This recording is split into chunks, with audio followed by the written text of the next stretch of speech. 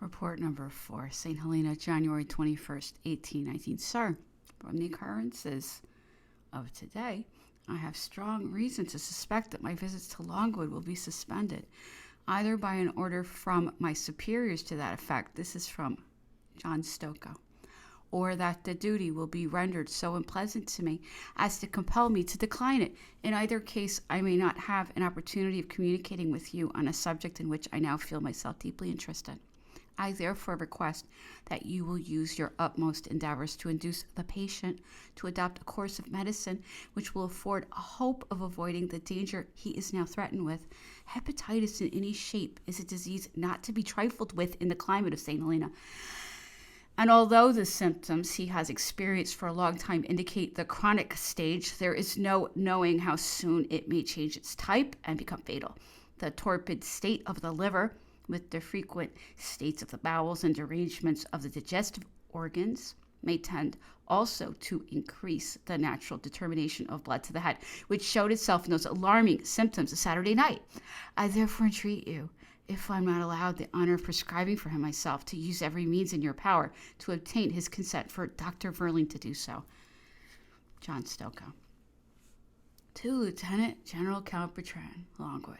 Mr. Stocco then urged the necessity of a course of medicine, stating that he had already prepared some and would send more from Jamestown with instructions, to which Napoleon replied that he would take no medicine except from the hands of his own surgeon. 2 or 3 days subsequent to this, Mr. Stocco was informed by order of Admiral Plampin that he must either quit St. Helena forthwith or be tried by a court-martial for having given written documents to the French, which according to him was a disobedience of orders. These written documents consisted of the reports of the state of Napoleon's health and directions to which he was advised to conform, copies of which were given by Mr. Stocco to Admiral Plampin. It is necessary to state that Mr. Stocco was refused permission to remain at Longwood with his patient, as will appear on a perusal of the following letter. This is a letter from Major Gorker.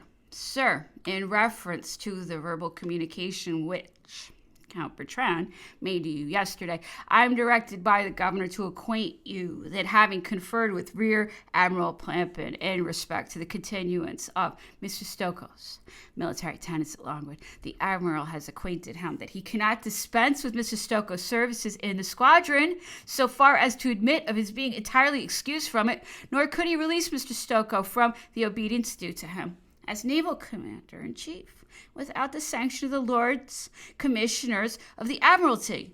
Mr. Governor himself will have no objection to Mr. Stocco affording his medical assistance to Napoleon Bonaparte whenever so required, but he is desirous in such cases that Mr. Stocco's professional visits should be made in conjunction with the physician, who is at present in attendance at Longwood, following as near as possible the instructions on his head.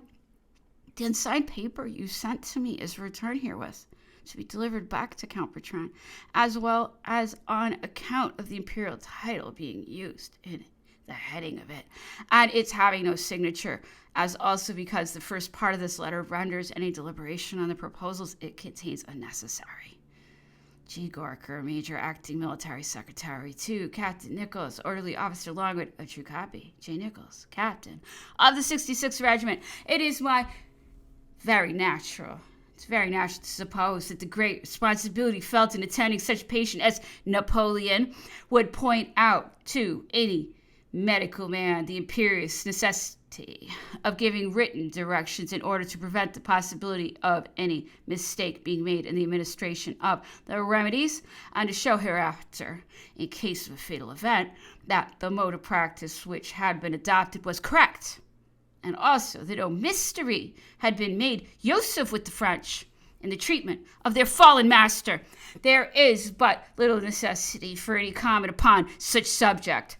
The imputations which are likely to be cast upon the nation by Sir Hudson Lowe's having removed in succession the only medical men in whom Napoleon had confidence at the moment when he was laboring under a formidable disease in a climate where it was weekly sending numbers to the grave, and moreover directly after Napoleon had experienced an attack of apoplexy, a repetition of which, if immediate medical assistance was not at hand would most probably prove fatal, are too obvious to escape the observation of the public, which will not fail to form its judgment in spite of all that either anonymous compilers or the more accredited agents of misrepresentation and calumny can advance from their persevering efforts and undeviating malignity with which the author of the facts had hitherto labored to distort truth and bestow undeserved praises on some, while others, no matter what their age, sex, or condition might be, were mercilessly vilified and traduced. It is not by any means surprising that the last pages of his pamphlet, including the addenda called forth by the recent very interesting publication of Countless Causes, should be made up of precisely the same materials as those already offered to public notice. In these we are again presented with cavilling, vituperation, and falsehood, not to be exceeded in any other part of this writer's unprincipled farrago. And if I had not dwelt at such length on the preceding statements of his book, there is an ample field for additional comment on several passages contained between page 120, where he takes leave of the public, and 140, in which his labors close. Some few remarks seem, however, requisite, and in making them I shall be as brief as possible, feeling that I have probably not only devoted infinitely too much space to the contradiction of such palpable absurdities, but greatly trespass on the patience of my reader.